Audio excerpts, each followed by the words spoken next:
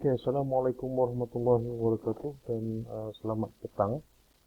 Oke, Alhamdulillah hari ini dapat kita bertemu kembali dalam subjek Project Development Procedure. Oke, so hari ini kita akan masuk kepada bab yang ketiga, iaitu garis panduan unit perumahan. Oke.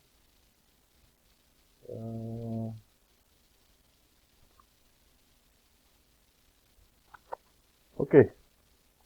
Selain susun atur pembangunan perumahan yang tertakluk kepada beberapa ketetapan dan undang-undang, pembinaan unit-unit bangunan juga perlu garis panduan lah. Dan setiap jenis bangunan adalah tertakluk pada ketetapan yang berbeza, dan sebahagian besar ketetapan dan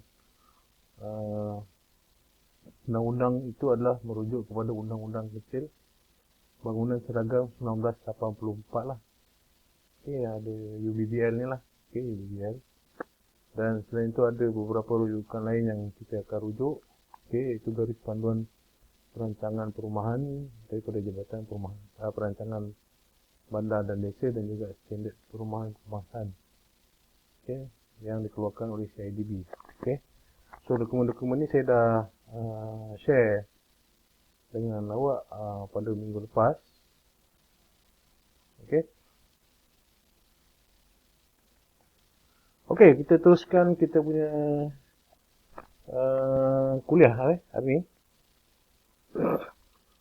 So, dalam bab yang ketiga ni kita akan tengok pada garis anjakan bangunan, ataupun dalam bahasa yang biasanya kita akan sebut sebagai setback. Okey. So, apakah yang dimasukkan sebagai garisan anjakan bangunan? So, kalau kita tengok, so kalau katakan you duduk dekat rumah teres sekarang, so you boleh tengoklah apa di antara sempadan bangunan dengan dinding bangunan tu. So mesti ada jarak. Okay, daripada pintu masuk tu nak ke pintu pagar tu ada jarak. Okay, so itu yang kita sebut sebagai setback. So daripada, kalau katakan rumah you corner lot, okay, then daripada sempadan longkang tu hinggalah ke rumah awak tu kita sebut sebagai garisan anjakan bangunan, ataupun kita sebut sebagai setback. Okay, garisan anjakan bangunan ni adalah merupakan jarak minimum dinding lah. Okay, dalam bahasa mudahnya, jarak minimum antara dinding bangunan dengan sempadan tanah. Okay. So kalau dalam geran bangunan ke apa ke, itu milik awak lah, pemilikan individu. So ia dikenakan dari jarak tertentu bangunan, iaitu dari sempadan tapak pembinaan lah. Okey. Dan garisan anjakan ni dikenakan pada ruang yang berdinding dan berbumbung sahaja. Okey. So kalau katakan you punya porch ke, you punya patio ke, you punya teres ke, so itu dikira sebagai bangunan sementara. Okey, dan tidak dikira sebagai bangunan yang kekal. Okey, so anjakan ni kita kira pada bangunan yang berbumbung lah dan berdinding. Okey. Okay, next. So kita tengok kepada apakah tujuan setback bangunan. Okay, dan tujuannya adalah kita perlukan setback ini adalah untuk tujuan keselamatan dan keselesaan penghuni. Okay. So you boleh bayangkanlah kalau rumah you rapat dengan jalan, okay. So tak ada jarak lah, dikira sebagai buffer zone. So akan ganggulah keselamatan dan keselesaan you lah. Dan tujuan setback ni juga adalah untuk menyediakan ruang lega antara bangunan. Okey, so katakan rumah semedi contohnya. So di antara rumah-rumah tu, semedi tu rumah berbandung rumah semedi. So di antara blok-blok rumah tu ada ruang ruang lega lah, ruang pengudaraan kan. Uh, antara setiap unit tu. Okey. Dan dengan adanya setback ni juga adalah dia merupakan sumber aliran udara lah. So ada aliran udara yang uh,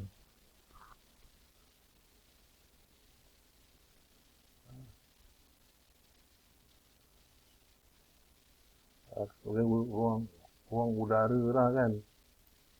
Okey, sebagai sumber aliran udara lah. Okey, so kalau tak ada ruang pengudaraan, so tak selesa jugalah. Okey, kurang-kurang selesa. Okey, dan selain daripada itu juga ada sumber pencahayaan. So sekiranya ada ruang di antara blok-blok bangunan tu, so dia ada sumber pencahayaan lah untuk rumah tu. Okey. Dan setback ni juga adalah ruang untuk selamatkan diri sekiranya berlaku kebakaran dan ruang untuk bomba memadamkan kebakaran. Okey. So kawasan lapang tu mungkin boleh dijadikan sebagai tempat untuk you selamatkan diri lah. Okey, sebelum sekiranya berlaku kebakaran lah. Dan setback bangunan ni juga digunakan untuk mengelakkan kebakaran daripada merebak pasal dia ada jarak di antara blok-blok bangunan tu. Okey. So sekiranya berlaku kebakaran, so api lambat merebak lah. Okey. Dan sekiranya berlaku kemalangan, kita setback bangunan ni kita kira sebagai buffer zone. Okey. You boleh bayangkan sekiranya you punya rumah dekat simpang jalan, contoh simpang jalan. So kalau ada jarak 10 kaki tu, kalau rumah awak dengan pagar, pintu pagar, so sekiranya berlaku kemalangan ataupun kereta terbabas tu kan, so then dia bertindak sebagai buffer zone lah untuk keselamatan you. Okay, next.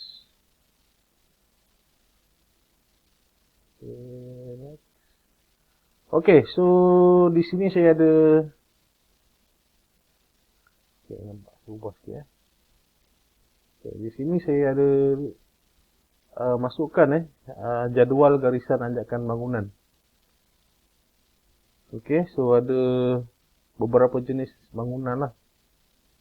Okay, so ada rumah banglo, ada rumah berkembar, ada rumah teres lot simpang, ada rumah teres lot tepi, ada rumah teres lot tengah dan juga rumah lot kedai. Okay, so ni jenis bangunan, garis anjakan hadapan bangunan, garis anjakan tepi bangunan dan juga garis anjakan belakang bangunan. So untuk banglo biasanya yang minimum biasanya yang standard lah, yang minimum adalah 20 kaki lah untuk bahagian hadapan. So untuk bahagian tepi ada 10 kaki dan untuk bahagian belakang ada 10 kaki. So ini adalah jarak minimum lah, kalau lebih lagi bagus lah. So kalau katakan nanti ada rezeki you beli tanah lot ke apa kan, you nak buat banglo, so ini adalah guideline yang boleh digunakan lah untuk awak mereka bentuk you punya rumah lah. Okay, rumah idaman you. Okay, so kalau rumah berkembang ni kita sebut sebagai semi-D, semi-D. So ni rumah berkembang, so jaraknya sama. Okay, anjakan hadapan adalah 20 kaki, anjakan tepi adalah 10 kaki dan anjakan belakang adalah 10 kaki. Okay, so ni rumah teres lot simpang. Okay, so ni 20 kaki anjakan hadapan dan 20 kaki anjakan belakang. Tepi So tiada anjakan belakang. Okay. So rumah teres lot tepi pun sama. So cuma dia punya setbacknya adalah 20 kaki lah dan dia tak ada tepi So ini lot tepi ni adalah end lot lah. Ni end lot.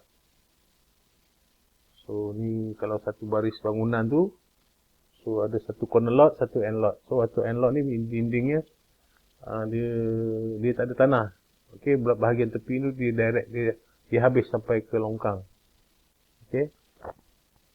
So tiada anjakan belakang, so tiada keperluan lah anjakan belakang ni. So kalau kita tengok rumah sekarang pun tak ada setback belakang ni. So biasanya pemaju dia akan buat maksimum hingga ke habis tanah tu. Okey.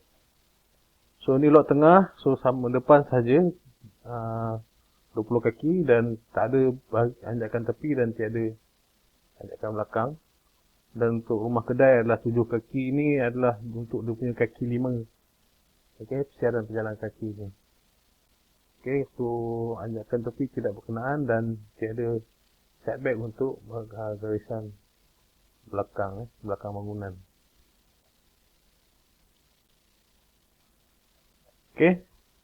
So kalau kita tengok dekat sini, so ni untuk banglo. So ni adalah anjakan hadapan, sisi, tepi dan belakang. Okey. So kalau kita tengok dekat gambar rajah ni, yang depan ni adalah jalan hadapan So jalan hadapan, jalan masuk So 20 kakinya adalah yang ini. Yang ini adalah 20 kaki. Okey, cuba pointer ni. So ini adalah 20 kaki So ini 20 kaki. Ataupun 6 meter lah. Yang hadapan ni daripada jalan ni, sepadan ni hinggalah ke bangunan ni. So ini adalah 20 kaki. Dan setback tepi ni adalah 10 kaki.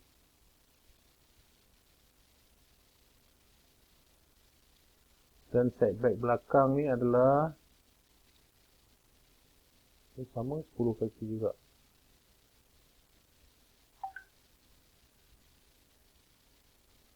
Okey.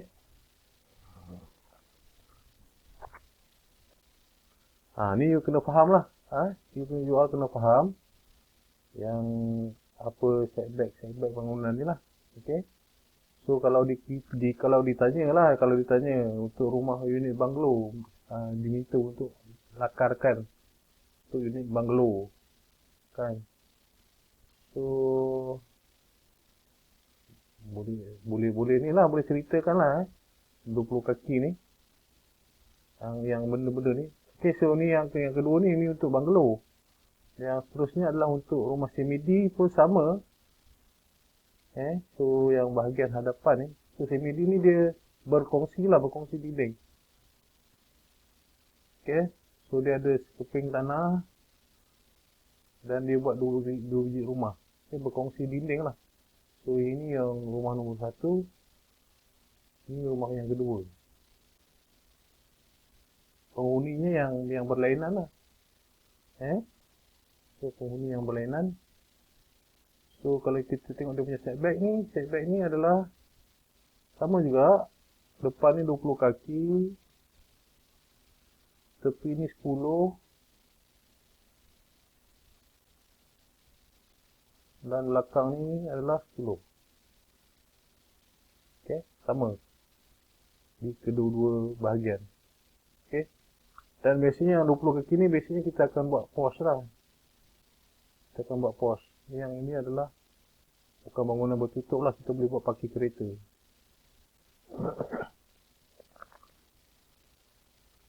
Okey, so ni adalah rumah semedi. Dan yang ketiga ni adalah rumah teres. Saya bagi contoh 3 unit. So ini corner lot yang simpang, ini yang tengah dan ini yang bahagian tepi yang saya sebut sebagai end lot tadi. Okey. So ni jaraknya adalah 20.